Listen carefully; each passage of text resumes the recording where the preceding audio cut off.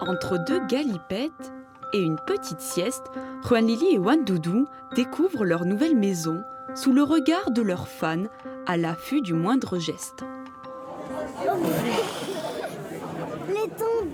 C'est important de leur montrer que c'est des espèces aussi qui sont en voie de disparition et que s'ils veulent les voir, malheureusement, c'est maintenant pour eux. On ne sait pas si plus tard ils pourront les voir.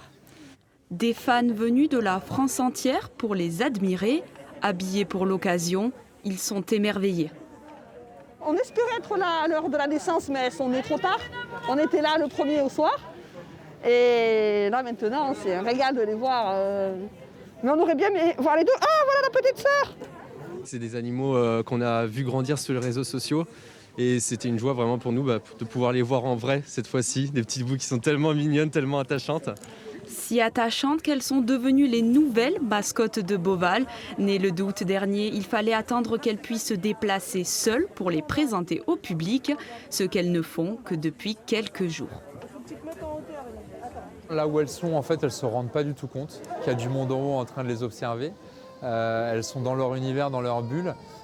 C'est très bien insonorisé, elles sont en contrebas. Et puis en fait, elles ont déjà tellement de stimuli avec les nouvelles odeurs, tout ce qu'elles découvrent dans cet enclos-là, qu'elles ne sont pas du tout en fait, perturbées par les gens qui sont au-dessus.